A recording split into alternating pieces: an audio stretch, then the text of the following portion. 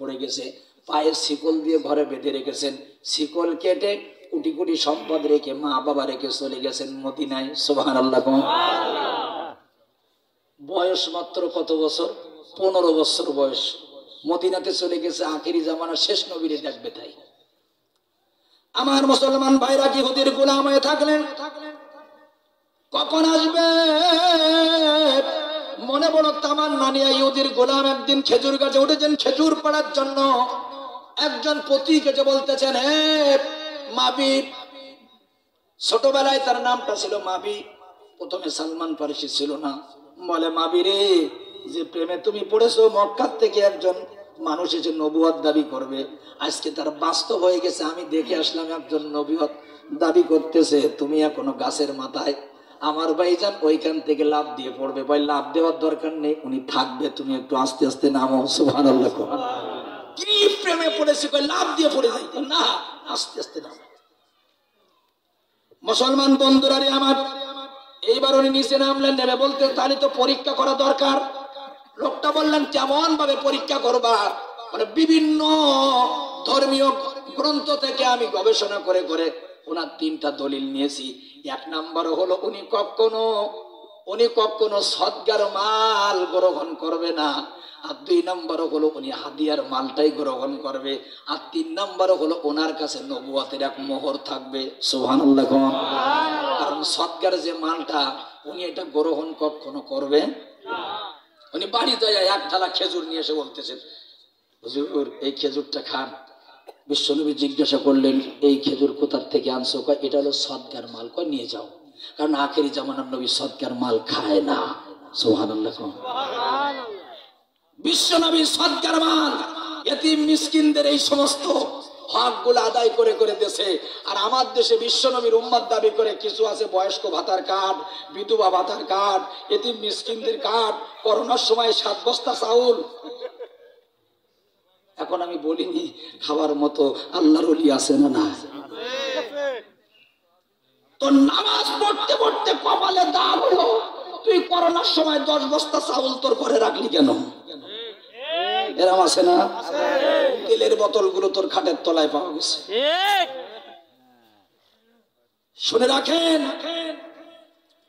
নেতা বলে দাবি যারা করে, খলিফা উমার যদি এই জামানায় বেঁচে থাকতো, নেতা কেমন তাদের বুঝাইতো, ঠিক কিনা কম? গরিব দুঃখী চাউল চুরি করা, ব্রিজ হওয়ার আগে রস চুরি করা, সিমেন্ট মাটি চুরি করা, এলবেস্টার চুরি করা, বিধবা ভাতা, এরপরে বয়স্ক ভাতার কান মেরে খাওয়া, প্রকাশ্য দিবালোকে এদের গদ্দান কাটা হতো।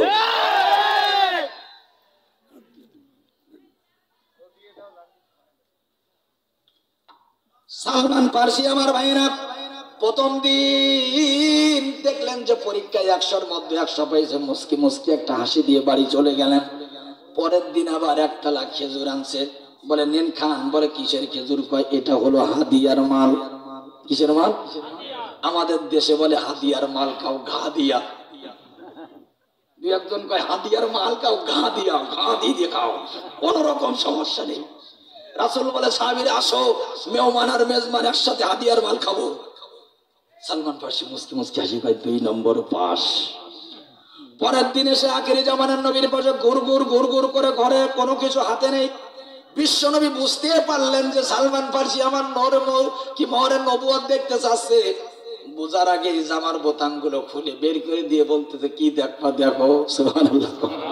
কই কি দেখতে চাচ্ছ? আমি বুঝেছি তোমার মতলবটা কি, আমার মোহরের নবুয়ত দেখতে চাচ্ছ, আমি শেষ নবী কিনা পরীক্ষা করতে চাচ্ছ।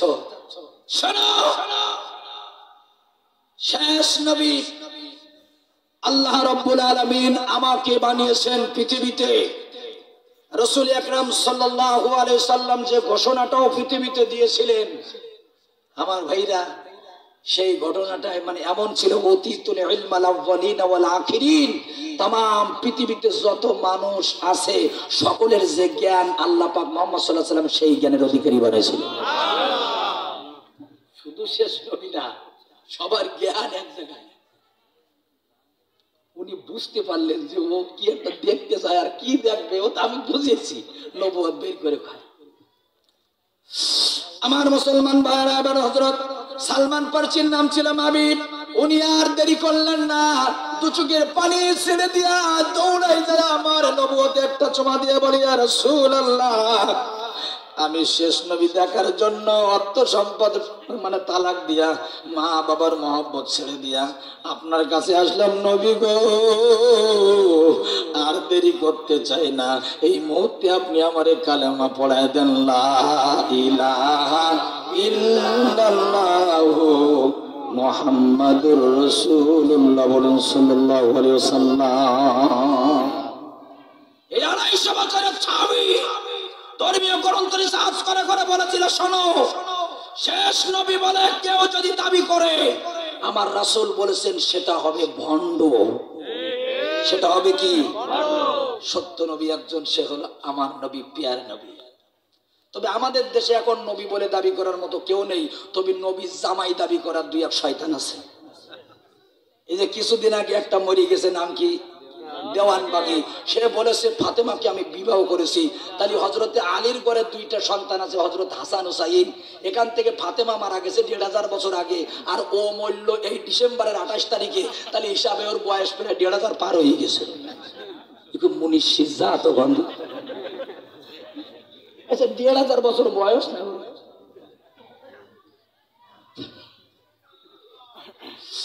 এই জন্য এখন ভাইজান সব গান ওরা বাদ দিয়েছেন।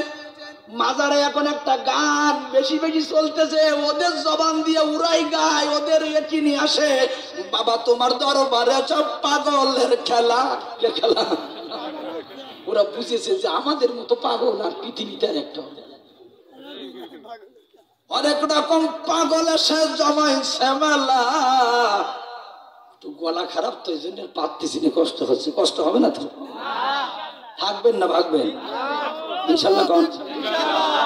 তো বলতেছেন যে এই বলবান করে টাকা দেন, পিছন দিকতে মাঠ খালি হয়ে যাবে। বলবেন টাকাও দেবো, আওয়াজও শুনবো, ঠিক কিনা কন? শুনে রাখেন, এই বাংলার তৌহিদি জনতা তো ওয়াজের পাগল।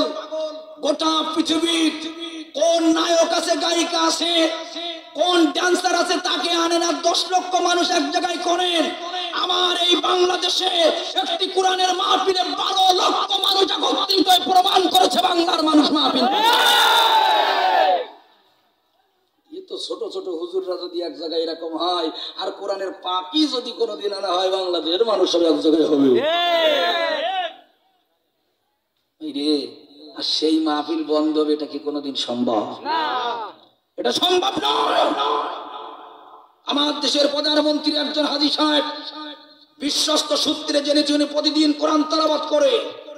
ওনার বাবা বঙ্গবন্ধু শেখ মুজিবুর রহমান, গর্বিত বাবার গর্বিত মেয়ে, উনিও কোরআনের মাহফিল শোনে। উনি এখনো কোনোদিন বন্ধ করেন নাই যে কোরআনের মাহফিল বন্ধ করে বলে নাই। কোরআনের মাহফিল আওয়ামী লীগের ভাইরা বন্ধ করে না, বিএনপি জামাতের ভাইরা বন্ধ করে না, নাম করা কিছু মুনাফিকের বাচ্চা আছে, তারাই ক্ষতি করে। এলাকায় কিছু চামচা আছে। মুসলমান বন্ধুরা রে আমার, বলতেছিলাম ভাইজান, তাহলে এখন ওরা নিজেই বলে কি, বাবা তোমার দরবারেতে কিসের খেলা? কিসের খেলা? পাগলের খেলা। হরেক রকম পাগল এসে জমাইছে মেলা, বাবা তোমার দরবারে সব পাগলের খেলা। বছর শেষে চৈত্র মাসে তখন বাবার রস আসে, হাজার হাজার পাগল এসে জমায় যে মেলা, বাবা তোমার দরবারে সব পাগলের খেলা। ভাইজান, এই জাতীয় কথা বললে তাদের তো পাগল বলা হয়, ঠিক কিনা কম? কিছু আল্লাহর ওলি এমন আছে যাদের বয়ান শুনে কানতে কানতে মজমা ভরে যায়, ঠিক কিনা? বন্ধুরা রে আমার, এজন্য ভাইজান পীর যারা ধরেছেন অবশ্যই দরকার, আপনি যে পীরের মুরিদ হবেন আগে তাকাই দেখবেন আল্লাহ রাসূলের সুন্নাত তার শরীরে আছে কিনা। যদি দেখেন আমার পীর কিন্তু সুন্নাত নেই, বুঝবেন ও কিন্তু পীর নামের আস্ত শয়তান। আমি ঢাকায় গেলাম, দেখলাম এক পীর মজমা পড়েছে। আমি লোকজনে বললাম, ভাই এখানে কি কয়? আমাদের পীর সাহেব এসেছে। এখন আমি লোকজন ভাগ করে যাই, দেখি এক ন্যাংটা দাঁড়াই আছে। মানে কই পীর, কই কই ন্যাংটা বাবা। এসব পীর কোনোদিন ন্যাংটা হয়? এক ভক্তরে বললাম, ভাইরে এসব পীর সাহেবটা ন্যাংটা কোনো কয়, জানেন না আল্লাহ পাক দুনিয়াতে আমাদের ন্যাংটা করে পাঠাইছে, ন্যাংটা হতে আল্লাহ ভালোবাসে, এই জন্য পীর সাহেব ন্যাংটা। আমি বললাম, তাহলে আল্লাহ যখন পাঠাইছিলেন গালের দাঁত একটাও ছিল না, তাহলে পীর গালে দাঁত কেন? দাঁত আল্লাহ যখন পাঠাইছিল গালে দাঁত ছিল, তাহলে তোর গালে দাঁত কেন? দাঁত ভালো। তোর ন্যাংটা যদি পছন্দ হয় পোশাক ফেলাই দিই, দাঁত ফেলালি নেই কেন? শয়তান কথা। কষ্ট হয় মুসলমান বন্ধুরা রে আমার, বলতেছিলাম যুগ বলেছি কয়টা? আজকে নিয়াত করা লাগবে, এক নম্বরের যুগ হলো নবী বলেছে আর কোন নবী পৃথিবীতে আসবে না, না জীবনও যদি চলে যায় আমরা আর কাউকে নবী বলে মানতে পারবো না, আমাদের নবী শেষ নবী। জোরে কোন ঠিক কিনা? কারা কারা বিশ্বাস করেন দুটি হাত আল্লাহকে দেখাই দেবেন। লিল্লাহি তাকবীর, লিল্লাহি তাকবীর। নামান আর ওই কোলাঙ্গার ব্যাকরণকে একটি কথা বলতে হবে, কোলাঙ্গার ব্যাকরণ শোন।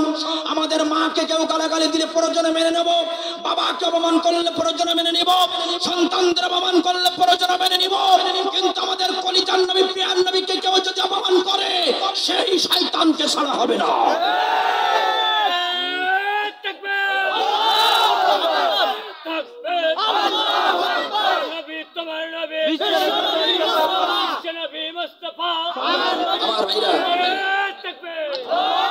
যুবক ছেলেরা যারা মাহফিলে আসছো, আর 8 মাস বাকি আছে বিশ্বকাপ ফুটবল খেলার, শুধু যশোরে তাকাই দেখবা কার ঘরের সালে ফ্রান্সের পতাকা ওঠে, কোন দোকানে ফ্রান্সের পতাকা, কার গায়ে ফ্রান্সের গেঞ্জি, কোন মুসলমানের সন্তান ফ্রান্সের সাপোর্ট করে, ওইটারে জুতা পিটা করে আগে ওই ফ্রান্সে পাঠানো দরকার।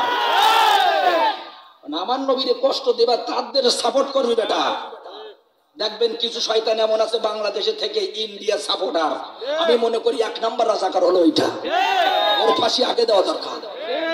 মা বোনেরা ইজ্জত দিয়ে রক্ত দিয়ে স্বাধীন করলো, আর তুই পড়ি পড়ি পড়ি ওই দলের সাপোর্ট করো, শয়তান কনকার। এসব মহিলারা কি মাহফিলে আসে? আজকে হুজুর আছে? মহিলাদের ওয়াজ মনে আপনাদের এলাকায় লাগে না? লাগে, কারণ শহরে ওই যে বিউটি পার্লার আছে, তো যেখানে বিউটি পার্লার আছে সেখানে মহিলাদের ওয়াজ বন্ধ, কারণ এরা আন্টি হয়ে ঢোকে আর আপা হয়ে বের হয়। কথা বলে, বিউটি পার্লারে যখন ঢোকবে দেখবেন দাঁতে দাঁত 3টি নেই, ভুরুগুলো পেকে গেছে, চামড়াগুলো ঢিলে গেছে, আল্লাহ 8 ঘন্টা পর দেখবেন একেবারে লাইটির মতন সাদা 20 বছরের আন্টি আপা। এজন্য এদের কিন্তু নিজস্ব কোনো আলো নেই, এরা হলো মেকআপের আলোয় আলোকিত, ঠিক কিনা কম? কারণ আমি মাঝে মাঝে বলি, এরা যেভাবে এখন শরীরের উন্নয়ন করতেছে, এরা পর্দার মান বাড়াইতে চায় না, শরীরের মান বাড়াইতে চায়। আমার মুসলমান ভাইরা, এখন এদের যে অবস্থা, পর্দার রস করলে আমাদের বিপদ। শুধু বলে তোমরা দেখো কেন তেতো নজুর, দেখো কেন তেতো নজুর। কথা বলেন, কথা বলেন। পর্দার ওয়াজ করতে গেলে ওরা দেখো কেন তেতো নজুর। মোটর সাইকেলের পিছনে 2 পা দিয়ে সামনেরটার এমন ভাবে জড়াই ধরছে, জীবন যায় যায় অবস্থা। আর ওই সামনেরটা তো বড় শয়তান, দেখবেন দাড়িগুলো কাটিয়ে আর কি মেরে এখান থেকে 2টো দাগ দিয়েছে রবিন হুডের মতো, ও ডব দেয়, পো পো করে চালায়, ওই মানে কি ট্রাকের চাকার তোলায় পুড়ে খালি ছটপট ছটপট করে। যারা ধরতে, আমি ধরিস না ভাই, ওই তো ডব ডব, ওগুলো ডব ওই রকম দেখতে হয়। শয়তান কোথাকার। আর এখন নতুন আবার শুরু করছে কি, সেদিন এক গান দেখলাম ইউটিউবে, গান গায় কয় বেবি খাইছো, বাবু খাইছো, নাউজুবিল্লাহ খাও, বাবু খাইছো, এ কি ও বাবু? 3 বছরের এক বাচ্চা ঘরে, মা তার বাপরে ডাকে, মা স্বামীরে কয় বাবু, আর স্বামী স্ত্রীরে কয় বেবি। ছোট বাচ্চা একদিন বলতেছে, তোমরা 2জন আমার ভাই বোন। বলছে কেন? কয় ও বেবি আরে বাবু, আর আমিও বাবু, তার সব করে বলে ভাই বোন।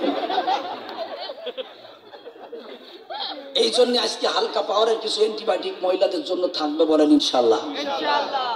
আমার ভাইরা, তো এজন্য ওয়াজ শুনতে গেলে আগে মজমাটা সুন্দর করতে হবে। যে যেখানে বসে আছেন এখনো শিকড় হয়নি, আর 1 ঘন্টা পর শিকড় হয়ে যাবে আমি জানি। এই জন্য সামনে গিয়ে আছেন, অনেক লোক কষ্ট পাচ্ছে। জিকিরের সাথে আগাবে না, যে কটা নড়বে না বসবে না, শিকড় করে ঠেলা দিয়ে দাগুই নিবে। একটু জিকিরে দেন লা ইলাহা। আসেন এক টাকায় দেখেন, তাগান তাগান তাগান কারা কারা নড়তে না, জায়গা না থাকলে একটু এরকম করেন, তাও নড়া লাগবে। আসেন মেহরবানি করে সকলে আসেন।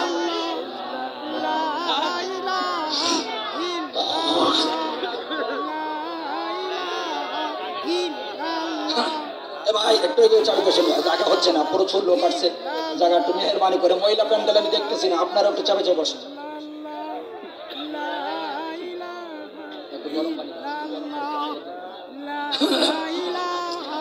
আরো জোরে লা ইলাহা, হাজারো ব্যথা বেদনার পরে সকলে বলেন, আর একটু আসেন, একটু আমার সাথে গান। হাজারো ব্যথা বেদনার পরে ফিরে আসনি তুমি আপন ঘরে, দিনের আলো তুমি ছড়িয়ে দিতে চলে গেলে মদিনায় মক্কা ছেড়ে। হে রাসূল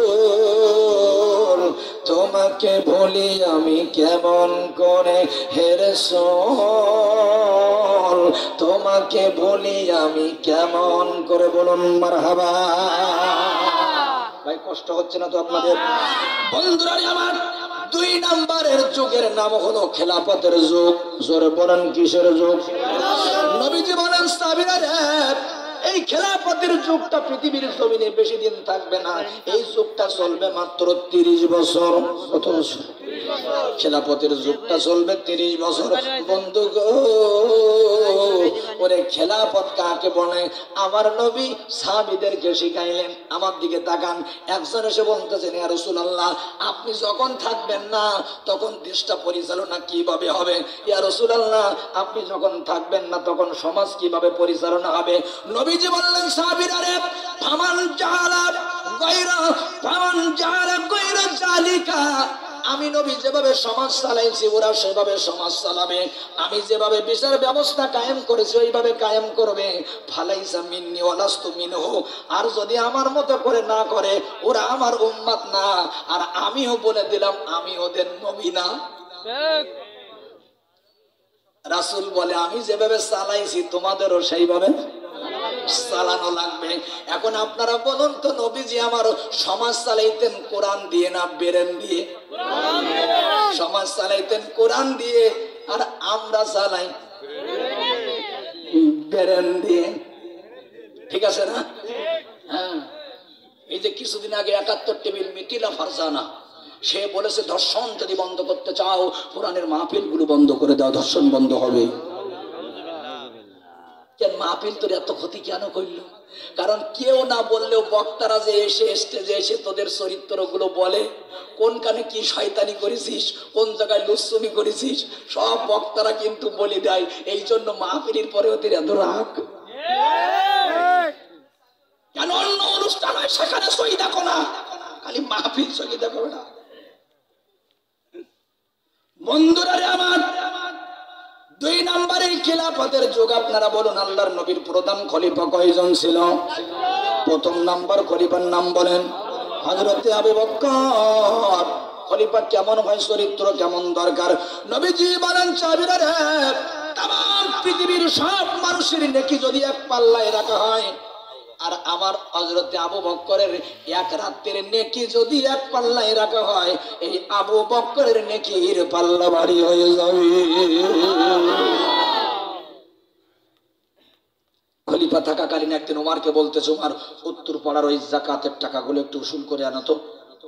ওমর গেছে, কিছুক্ষণ পরে এসে বলতেছে, হুজুর পারলাম না, কয় মানুষের অভাব, ব্যবসা বাণিজ্য ভালো না, যাকাতের টাকা এবার দিতে চাচ্ছে না। খলিফা আবু বকরের চোখে রক্ত উঠে গেছে, বলে আজাব্বারুন ফিল জাহিলিয়াতি খাওয়ারুন ফিল ইসলাম। আমি মনে করতাম তোমাকে বীর পুরুষ, ইসলাম গ্রহণ করার আগে কি মাস্তানি অ্যাকশন, কি বীর পুরুষ তোমাকে দেখা যেত, আর ইসলাম গ্রহণ করে একেবারে ভীরু হয়ে গেছো। আবু বকর বলে, ওমর শোনো, দেশ পরিচালনা করা রাসূলের কাছ থেকে শিখেছি, সুতরাং যাকাতের বিধান যদি প্রতিষ্ঠিত না হয়, ওই 50 টাকার জন্য পার্কের ভিতর নারীর ইজ্জত কোনোদিন বন্ধ হবে না। ঠিক করে বিলায় দিবিটা বন্ধ হবে না। যাকাত ভিত্তিক সমাজ ব্যবস্থা যতদিন কায়েম না হবে ততদিন কিন্তু আমার ভাইজান অভাব অনটন, ততদিন দুঃখ দুর্দশা পৃথিবীর জমিন থেকে যাবে না। তোমার শোনো, ওই যাকাতের টাকার জন্য যদি প্রয়োজনে জিহাদ ঘোষণা করা লাগে তাও করতে রাজি আছি, তবে যাকাতের টাকা উসুল করা লাগবে। সুবহানাল্লাহ। আমার দেশের যাকাতের ব্যবস্থা কি? দোকানের সামনে লেখা থাকে আমাদের দোকানে যাকাতের শাড়ি পাওয়া যায়, আমাদের দোকানে যাকাতের লুঙ্গি পাওয়া যায়। এসব যাকাতের কি কোনো শাড়ি হয়? আলেম ওলামা যারা আছেন, যাকাতের কোনোদিন লুঙ্গি হয়? এ কোন মাসালা, কোন ফতোয়ার ভিতরে এরা পাইছে? ভাই আমার দোকানে যাকাতের লুঙ্গি আছে। এই গত 2 বছর আগে দেখেছেন চট্টগ্রামের এক বিশিষ্ট ব্যবসায়ী দানবীর, উনি যাকাত দিবেন 1 মাস আগে এই পত্রিকায় ঘোষণা দিয়েছে অমুক তারিখে আমার বাড়ি যাকাত দেওয়া হবে। কি স্টাইল! রাত 3টার সময় অসহায় দুস্থ মানুষগুলা এসে হাজার হাজার লাইন দিয়েছে ডাকাতের একটা লুঙ্গি একটা শাড়ি হয়তো নেবে। তবে সকালবেলা উনি ওঠে দেখতেছেন, এই ভিডিও করো, নেটে ছাড়ো, আজকে আমার যাকাত দেওয়ার টাইম। নির্ধারিত টাইমে যখন ছোট্ট একটা গেট খুলে দিয়েছে, আমার ভাইজান যাকাতের শাড়ি লুঙ্গি নেওয়ার জন্য হোম লিখে পড়ে 19 জন পদতলিত হয়ে এতিম অসহায় মানুষ তারা মারা গেছে। উনি লাশগুলা দেখে আর মানে, হ্যাঁ এই তো যাকাত। এইরকম আস্তাগফিরুল্লাহ, এইরকম যাকাতের ব্যবস্থা যদি সমাজে থাকে, আল্লাহর পক্ষ থেকে সাহায্য না বরং গজব নেমে আসবে। গজব। মুসলমান বন্ধুরা আমার, প্রথম করিবার কথা বলতেছিলাম, হযরত আবু বকর সিদ্দিক রাদিয়াল্লাহু তাআলা আনহুর স্ত্রী একদিন বলে, স্বামী একটু মিষ্টি খাইতাম, মিষ্টি খাবার টাকা নাই। বলে টাকা আপনার দেওয়া লাগবে না, বাজার থেকে বাসাইয়া চাউল লাগে 1 মুঠা, 1 মুঠোর থেকে কিছু রাখছি, এইগুলা দিয়া দিয়ে আমি মিষ্টি খাওয়ার টাকা জোগাড় করেছি। হুজুর এইগুলো দিয়ে আমার জন্য মিষ্টি কিনে আনেন বাজার থেকে। আবু বকর বাজারে না যাইয়া চলে গেলেন বাইতুল মাল, যেখান থেকে তার বেতন দেওয়া হয়। এইখানে যায় বলতেছেন, হ্যাঁ বাইতুল মালের রক্ষক রে, এ বাইতুল মালের কমিটিরা, প্রত্যেক মাসে এই পরিমাণ বেতন আমার বেশি নেওয়া হচ্ছে, কারণ আমার স্ত্রী যে টাকা বাঁচাইছে এই টাকা আমি বেশি নিয়ে ফেলতেছি, ওই টাকাই তো আমার সংসার চলে যায়। আগামী মাস থেকে এই পরিমাণ টাকা বেতন আমারে কমায় দাও। খলিফা কাকে বলে? খেলাফায় এই রাশেদার সোনালি দিন কেন যে ফিরে আর আসে না, সকলে পেয়ে তার অধিকার, কেন যে প্রাণ খুলে হাসে না, কেন যে প্রাণ খুলে হাসে না, বলুন মারহাবা। তখন মিষ্টি না কিনে স্ত্রীর জন্য ওই টাকা কমাই নিছেন। আমার দেশের প্রধানমন্ত্রী ভালোবেসে অনেকের 80,000, অনেকের 50, অনেকের 30, সর্বনিম্ন 20 বাড়ে না, এত টাকা দিল। তারপরে দেখবান ছোট্ট একটা সই করে 50,000 দাবি করার লোক আছে না? না, এত টাকা পাও, তারপরে গরিবের পকেট থেকে টাকা নিতে হা করে বসে থাকো। এত টাকা তোমার বেতন, তারপরেও আমার ভাইজান দেখবেন এক শ্রেণীর মানুষ আছে আজকে সমাজ থেকে গরিব অসহায় মানুষদের টাকাগুলো মেরে মেরে খাচ্ছে। আমার দেশে করোনার টাকা যে পরিমাণ দেওয়া হয়েছে, লোক পিস কমপক্ষে 10,000 টাকা করে পাওয়ার কথা ছিল। অনেকে 10,000 টাকা তো দূরের কথা, 1 প্যাকেট লবণ কেনার টাকাও কিন্তু পাই নাই। এ টাকা যায় কোনে? বন্ধুরা রে আমার, ভাইজানেরা রে আমার, একটু একান্ত মনোযোগটা আমার দিকে দেন বাবা।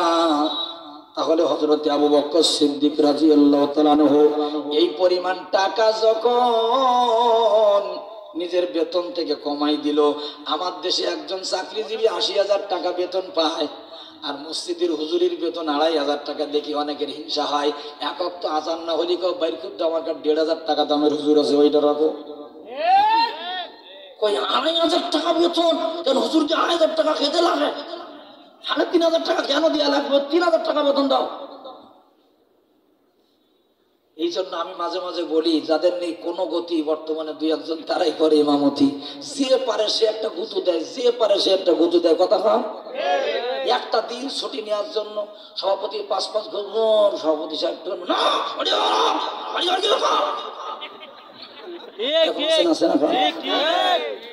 এদিকে হয়তো নেই। আমার ভাইরা শুনে রাখেন, পৃথিবীর জমিনে আলেম ওলামা হয়তো লাঞ্ছিত, বঞ্চিত, নির্যাতিত, নিষ্পেষিত। আল্লাহর কোরআন শুনে বললাম, কসম খোদার, কিয়ামতের ময়দানে আলেমরাই হবে সম্মানিত। জাগতিক শিক্ষা পৃথিবীতে যারা শেখে, এদের সম্মান চাকরি পাওয়ার পরে, চাকরির আগে না। আপনি যত বড় বিসিএস ক্যাডার হন না কেন, যদি চাকরি না করেন, সমাজে একটা চেয়ার কি আপনার দেবে? দেবে না। চাকরি নাই তো সম্মান নাই। যতদিন ক্ষমতা ততদিন সম্মান, চাকরির সাথে সাথে সম্মান পায়। আর কোন কোরআনের মাদ্রাসায় ছাত্র দিবে, মা নিয়াত করেছে, ওর পেটের ভিতর থেকে আল্লাহ আসমানে এক নাম লিখে রেখে রাখছে। কোন সন্তান যদি স্কুলে অথবা কোনো জায়গায় লেখাপড়া করে, আমি নিষেধ করি না, লিখটা ভাইজান শিখতে পারে, দরকার আছে। সে হয়তো সাইকেলে যায়, মোটর সাইকেলে যায়, অটোয় যায়, মাটিতে পা দিয়ে হাঁটতে হয়। আর কোন মাদ্রাসার সন্তান যখন আরবি নিয়ে মাদ্রাসার দিকে যাবে, আল্লাহ বলে, ফেরেশতারা কই থাকো, তাড়াতাড়ি যা, ওরে আমার কোরআন শিখতে যাচ্ছে, ওর পা মাটিতে লাগবে না, ওর পায়ার গুলো, ফেরেশতাদের পায়ার গুলো ওই মাদ্রাসার ছাত্রের পায়ের তলে বিছাই দিতে হবে। আল্লাহু আকবার। কোন ছাত্র যেন মাটিতে পা না দেয়, ওর পায়ের তলে ফেরেশতারা পায়ার বিছাই দিবে, ও পায়ের পর দিয়ে আসবে আর পায়ের পথ দিয়ে যাবে।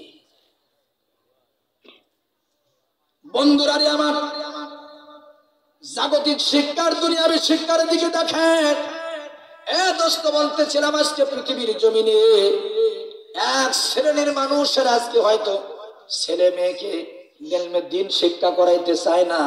দুই একজন মনে করো হুজুরিরা একটু গরিব হয়, হুজুরিরা কিন্তু ভাইজান দুনিয়ার জমিনে হয়তো দেখা যায় গরিব, তবে শুনে রাখো, আল্লাহর আরশে লেখা এরাই হলো আখিরাতের বাদশাহ।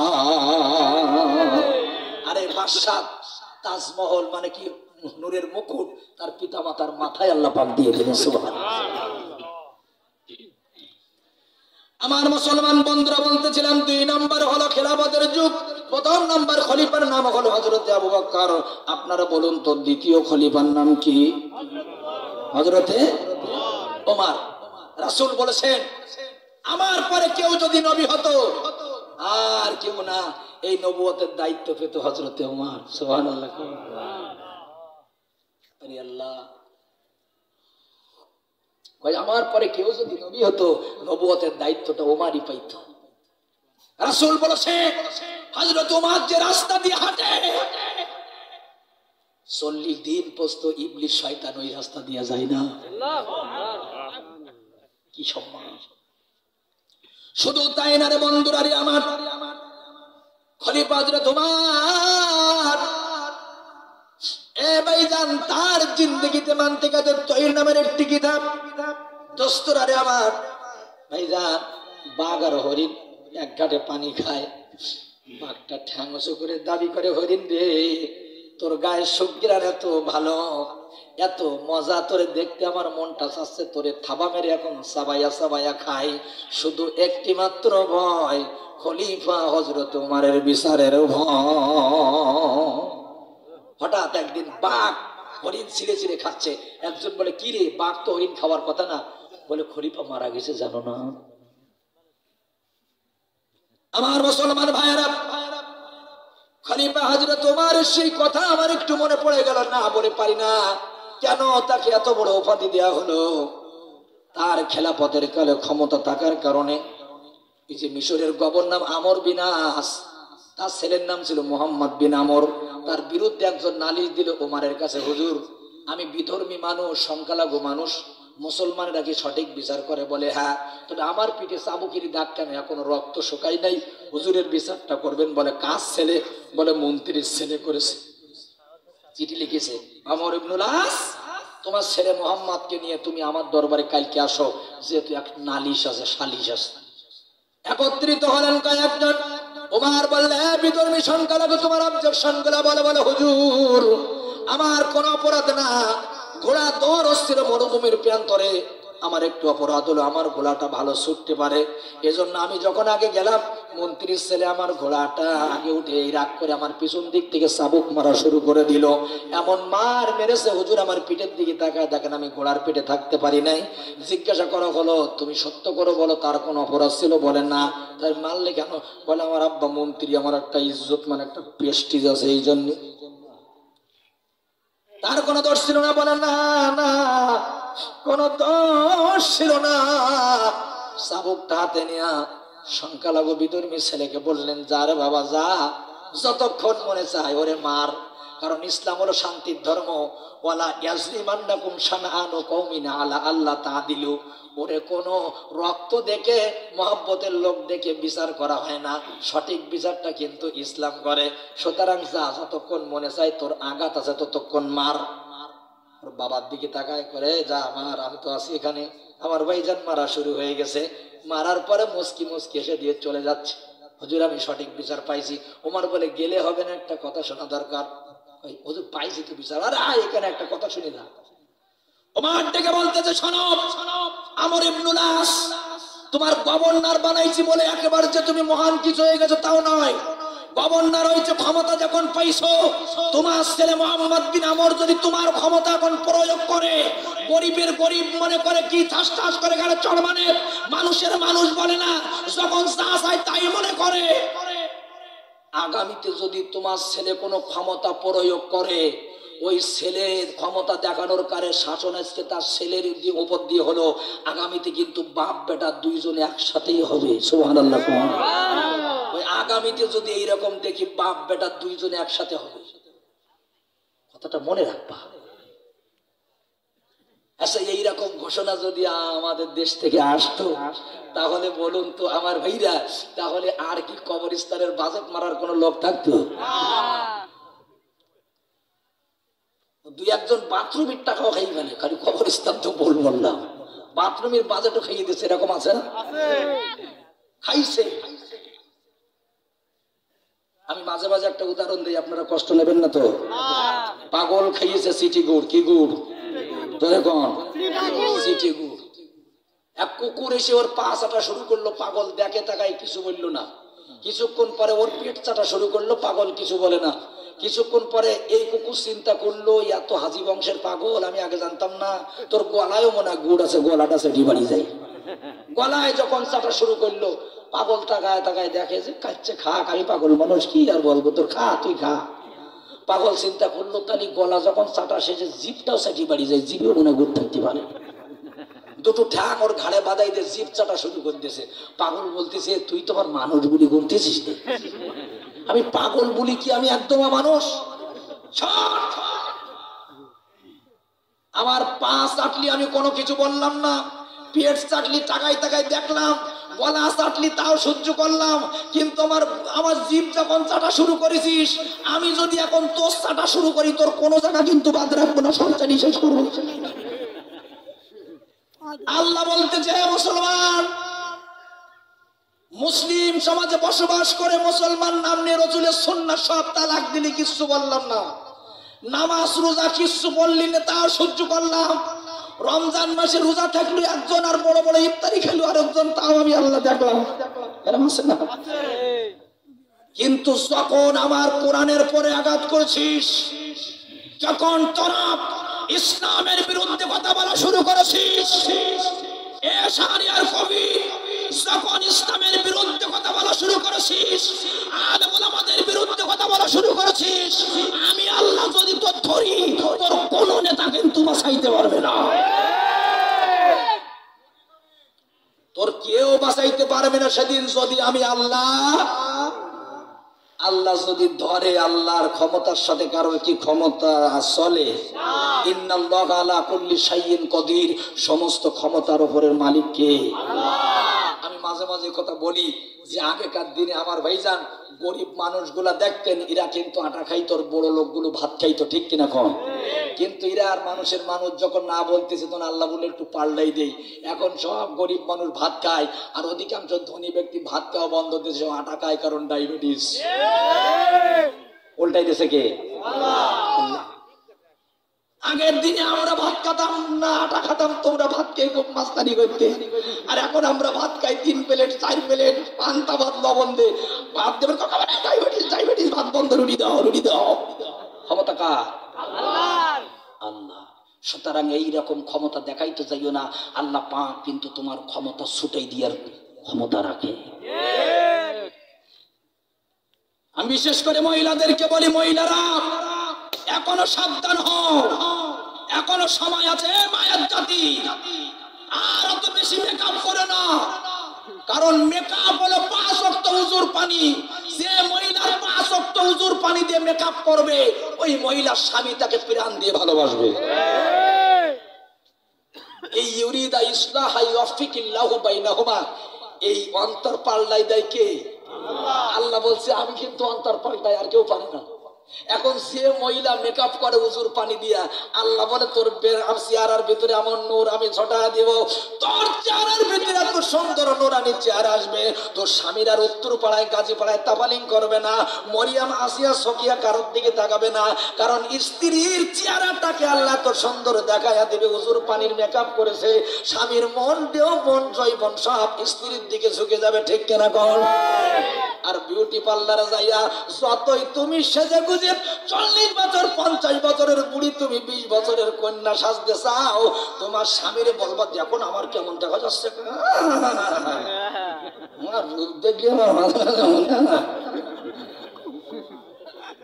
এত সাজলাম তো কোনোদিন মন ফলাম না। ওরা মন পাইতে গেলে ওইভাবে না, মন পাইতে গেলে মেকআপ না দিয়ে উজু করো, নামাজ পড়ো, মন আল্লাহ বানাই দিবে।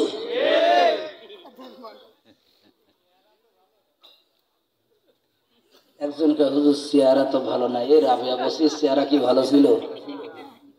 রাবিয়া বসরি কাল্লা, বান্দা নারী জীবনে বাচ্চা কাচ্চা হবে না। রাবিয়া বসরি হাফসি ওই জগৎ থেকে উঠে এসেছে, হাতের তলাও কালো। অনেক মহিলার তো কি অন্তত হাতের তলা সাদা, রাবেয়া বসরি হাতের তলাও কালো। হাসান বসরির মতো মানুষ পাগল হয়ে গেছে, কয় রাবেয়া বিয়ে করতাম, কয় এক গর্তে আশা, কয় তাও সমস্যা নেই, আমি বিয়ে করবো। সুবহানাল্লাহ। কয় এক গর্তে আসছি, কয় সমস্যা না, বিয়ে করবো। রে বিশ্বাস করে, কোন মহিলা যদি পদ্মাশীলা হয়, দিনদারি হয়, আল্লাহ রাব্বুল আলামিন ঠিক ওই রকম সুন্দর একজন দিনদার পুরুষকে তার আসমান থেকে বাজেট করে দেয়। তোমার চরিত্র যেমন, তোমার স্বামীকেও আল্লাহ তাআলা ঠিক ওই রকম একটা জটায়। যে মেয়ে জিন্সের প্যান্ট পরবে, গেঞ্জি গায়ে দিবে, তার এইরকম এক স্বামী পড়বে। আমার ভাইজান মোবাইল খালি ওয়েটিং ওয়েটিং আর ওয়েটিং থাকবে। আমাদের কাছে এসে বলবো হুজুর তাবিজ দিন দিন, স্বামীর ওয়েটিং থাকে কেন ফোন? আমরা বলি ও তাবিজ না, তোমার গোরাজাব দুনিয়ার থেকে শুরু হয়ে গেছে, ওটা গোরাজাব। মুসলমান ভাইজানেরা আমার, এইবার আপনারা বলেন 3 নাম্বার খলিফার নাম কি? হযরত উসমান রাদিয়াল্লাহু তাআলা আনহু। নবীজি বলে আমার 2টা মেয়ে বিয়ে দিয়ে আমি এখনো মজা পাইনি, আর একটা মেয়ে যদি থাকতো ওরে ওইটাও ওই উসমানের সাথে বিবাহ দিতাম। আর আমরা একটা মেয়ে বিয়ে দেওয়ার পরে জামাইগুলো এত নির্যাতন অত্যাচার জুলুম করে, মাঝে মাঝে বলি আল্লাহ কেবল একটা বাচ্চা কাচ্চা হয়েছে বলি নাই, ওর মুখে লাথি মেরে মেয়ে ছাড়াই দিতাম। এরা আসে না, দুই একটা বলো, তুই এক জামাই বিড়ি খাতি খাতি ও নিজে বিড়ি গেছে কিনা লাগে না, আর একজন ওর গায়ে চুমু দিলি তার নেশা মিটি দেয়। ও নিজে এক বিড়ি, ওর টাকা কিনতে পারে, গায়ে চুমু দিলি মিটি দেবে। আবার ভাইরা এই বিড়িখোর গাঁজাখোর জামাই যারা আছে, এরা কি কখনো শ্বশুরদের শাশুড়িদের সম্মান করতে পারবে? শুনে রাখেন, বিশ্বনবী বলেছে যে হযরত উসমান এমন একজন জামাই, এত লাজুক, আসমানের ফেরেশতারা পর্যন্ত ওরে দেখে লজ্জা পায়। সুবহানাল্লাহ। কি লাজুক জামাই। আমার মুসলমান ভাইরা, চতুর্থ নাম্বার খলিফার নাম কি? হযরত আলী। বিশ্ব নবী বলেছেন, আনা মাদিনাতুল ইলমি আলী জুবাবুহা, আমি হইলাম জ্ঞানের শহর, আর সেই শহরের দরজা হলো হযরত আলী। একবার জোরে বলা যাবে কি সুবহানাল্লাহ? নবীজি হলো জ্ঞানের শহর, আর আলী কি? জ্ঞানের দরজা। শ্বশুর জামাই বসে বসে খেজুর খাচ্ছে। এখন হযরতে আলী মাঝে মাঝে শ্বশুরের সাথে মজাক, শ্বশুর মাঝের সাথে জামাইয়ের সাথে একটু মজাক করতেন, কি মহাব্বত। বিশ্ব নবী আস্তে করে আটি গুলা আলীর পাশে রেখে দেয়, মজাক করে খায়, আর আলীর পাশে রেখে দেয়। খাওয়া শেষ, বলতেছে আলী একসাথে খেজুর খাতে পড়ছি, কিন্তু খেজুরির আটি তো সব দেখতেছে তোমার পাশে। তার মানে একটু মজাক করতেছে যে তুমি বেশি খাইছো। আলী বলতেছে, হুজুর আমার মনে হয় জানার পাশে আটি নেই, উনি খাইছে হয়তো আটি সব গিলে গিলে খেয়ে ফেলেছে। উনি খাইছে কিন্তু আটি আর রাখে না, আটি সব খাইছে। কি মজাক! আমার মুসলমান ভাইরা, সবাই দোস্তরা আমার চলে যাবে, আলোচনা তো শেষ করতে হবে।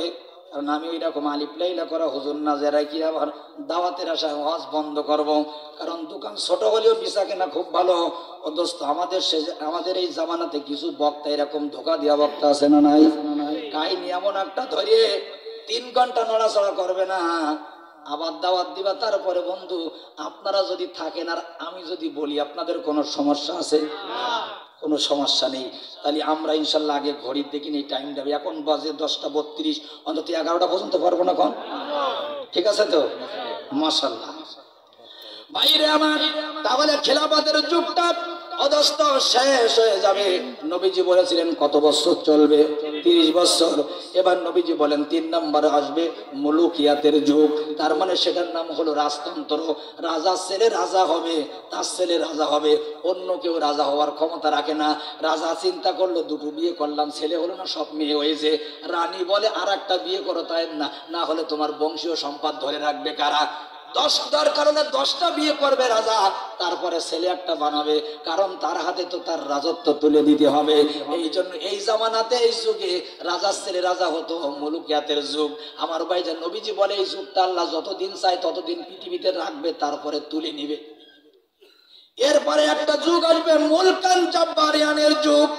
নবীজি এই যুগটা সম্পর্কে ঘোষণা দিলেন, এই যুগটা হলো মারাত্মক যুগ। এই যুগের নাম হলো জোর যার মূল্য তার, পালকি যার বউ তার, ওরে ক্ষমতা আছে যার, গোটা দুনিয়ার দাবি তার। কথা বলেন ঠিক না? পালকি যার বউ তার, ক্ষমতা যার সত্তা। মানে একা বল করবে, একা ব্যাট করবে, একা ফিল্ডিং করবে, একা উইকিপার, একা আম্পায়ার, একা রায় দিয়ে পুরস্কার বাড়ি নিয়ে কিট কিট কিট করবে। সব আমি একা করব, কোনো বিরোধী থাকি না। ভাইজানের আরে আমার, এই যুগটার নাম হবে মুলকান জাব্বারিয়ানের যুগ।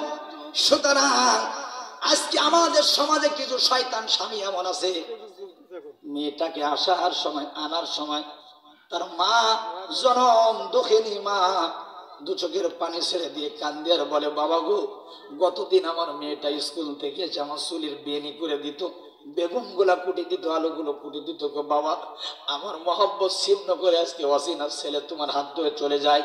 ওই শয়তান ছেলে সান্ত্বনা দেয়, মা চিন্তা করো না, তোমার মেয়ের সব দায়িত্ব আমি নিলাম, ওর সামান্য কোনো ক্ষতি আমি হবে এটা আমি কি চাবো মা, আপনি নিশ্চিন্তায় থাকবেন। আব্বাজান কাঁদে মেয়ের ব্যথায়, আব্বারে সান্ত্বনা দিয়ে বাড়িতে আনার পরে কিছুদিন যেতে না যেতেই কিছু স্বামী আছে বউ মারা বীর, এরা রাস্তাঘাটে মাস্তানি না করলে বউ কিন্তু ভালো মারতে পারে। বউ মারা বীর আছে না নাই? স্ত্রী দুটো পাও জোড়া করে দিলেন, বলে স্বামী গো আর মাইরো না, জোর গলায় বলে তোর কোন বাবা ছাড়াইবে ছাড়াইতে বল, কারণ সে জানে আমি হইলাম স্বামী, মারবো তোর আমি, ক্ষমতা আমার, জোর আমার, আমার বউ আমি মারবো তোরটা দেখি।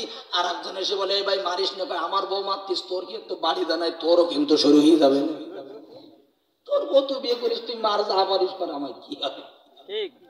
এ ভাই জান শোন, জাহান্নাম আসতে যে নবীজি বলে জাহান্নাম ফিরবে না, একটু পানি মারার পরে জাহান্নাম গুলো ফিরে যাবে।